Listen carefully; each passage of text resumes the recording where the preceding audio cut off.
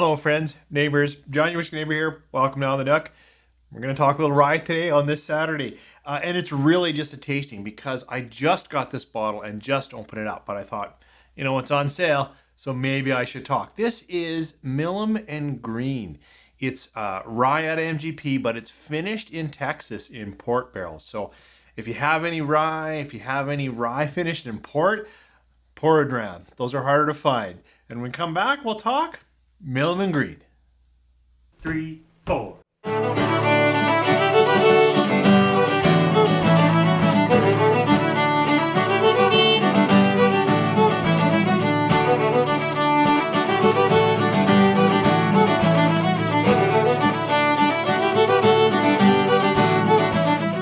Thanks for staying with me through the opener. As I said, this will be far more of a tasting than a review. I haven't spent time enough to give you any really critical insight, but I opened it yesterday and found myself intrigued, interested. This group, yes, they are a distillery in Texas. Yes, they are producing their own liquid, but I'm quite confident this is sourced because it does say on their website, Indiana rye finished in Texas. So comes out of MGP, and they put it in barrels in port wine casks. Then, as they said, they taste different barrels. They make the right selection, so blend out of that. So it is, straight rye, but it's finished in port, released at, I think, 47%. It doesn't say, since it's a straight rye, I want to say, well, there's no coloring, because straight rye would have no coloring, but then it's finished in port. I think this is natural coloring, and it is a gorgeous ruby red color. Really nice color. So, sourced, finished in Texas. First thoughts? Well, second thoughts. I had a little bit last night. We'll see what it's like.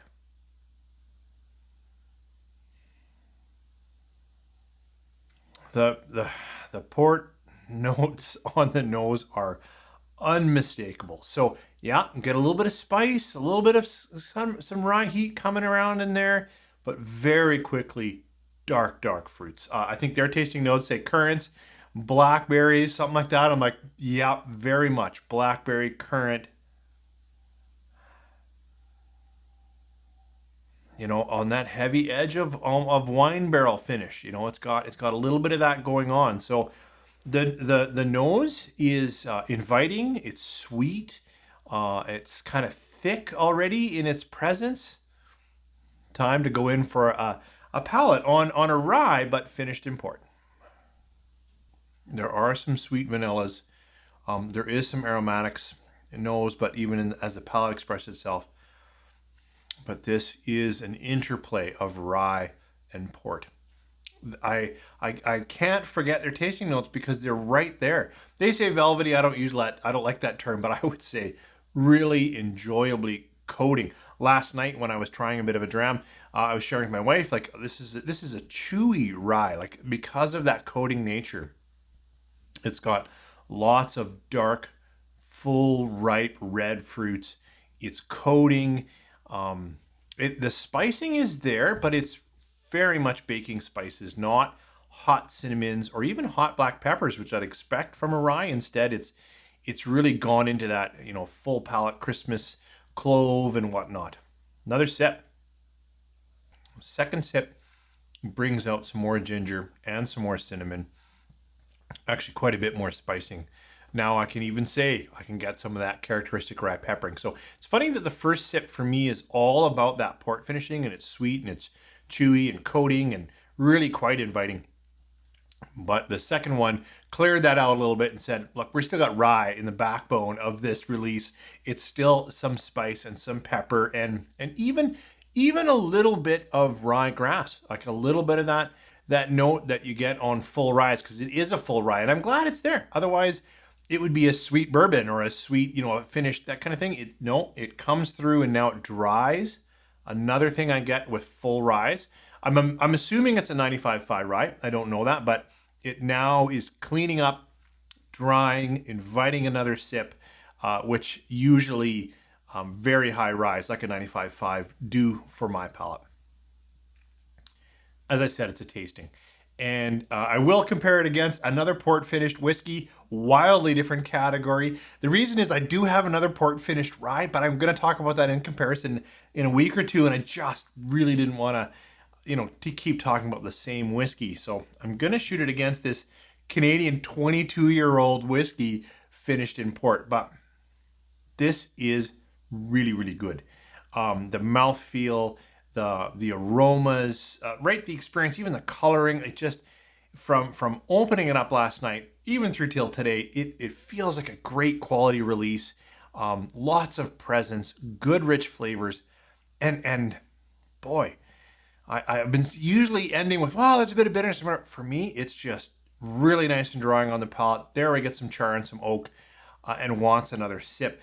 First thoughts on this bottle are tremendous. And as I said, in my area in Alberta, it's 18 bucks off, I think, for a couple more weeks, maybe. But anyways, it is this weekend. No regrets buying this bottle. And first thoughts, this is a killer rye. So as I said, I wanted to compare it to, and I have a rye that is finished in port and French oak, but it's quite different, and I want to use a comparison the next couple of weeks. So I have this bottle, and this is not a rye. It has rye in it because it's Canadian whiskey, and it's put out by J.P. Wiser's. And I would even suggest it's probably higher rye. Like, it's got probably a decent amount of rye kicking around in there. Of course, we've gone from probably a 5 to 7 year old product, just totally guessing, to 22 years old. So this is a very, very different whiskey. But, and it's released at 59% instead of 47%, so we've kicked up. But it is finished in port. So I wanted to see if any of the notes carried through. 22-year-old Canadian whiskey in port, on the nose. So it is sweeter. I've got some buttered corn going on in there.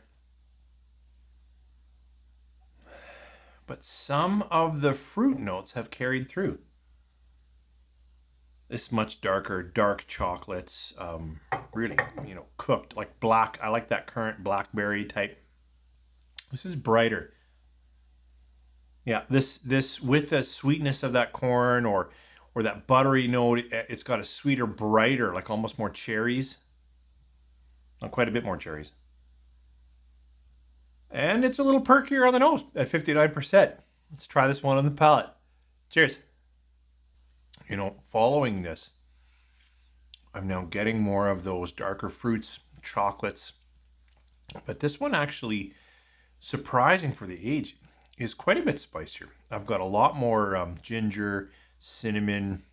I've got a little breadth in there, so some graham crackers, some kind of boy, I'd almost say like a wheat note in a sense. Like there's almost a bready, not quite bready, but it's got more body to it, more carry in the mid palate, but also pretty spicy. Another quick sip.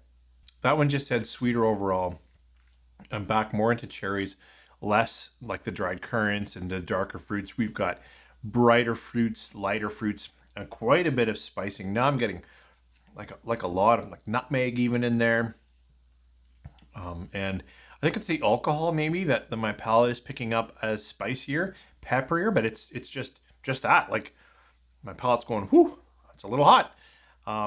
Again, a bit surprising for a 22-year-old, but the flavors are good. And there's enough rye in there that I'm getting some of that nice palate clearing, drying that really tells me I need to go in for another sip. I really, really like this 22-year-old. But the essential spirit, nature, and whatnot really isn't the right comparison for this rye. Right now it's quite a bit less, 47% versus 59%. But right now, this is thicker and almost richer and coating and chewy and brooding. This is a pretty interesting whiskey. I'm not saying it's better than this 22-year-old. This is a fantastic product. But this is a solid rye. I'm just starting on it. Maybe it'll fall apart as I break into the bottle, but it sure has started well. Thanks for coming here. Thanks for joining me this Saturday. Since you're here at the end, probably a long-time viewer, I apologize for kicking off any kind of panic. The light headline reading, which a person should never do, and I know this as an educator, led me to believe that we were seeing a significant 6.7% increase on alcohol starting today, April 1st. But as people unpacked it for me, it's only maybe for the distillers to pay, although I think importers have to pay. And then I heard it was overturned, so it's just going to be the usual 2%, not 6.7%. So that's better. So it ended up being like, people are like, John, it's going to be like $1 a bottle. What's your panic? And I apologize if I incited panic. Earlier, I thought this was a pretty heavy tax. Sounds like it's become just more of a regular tax.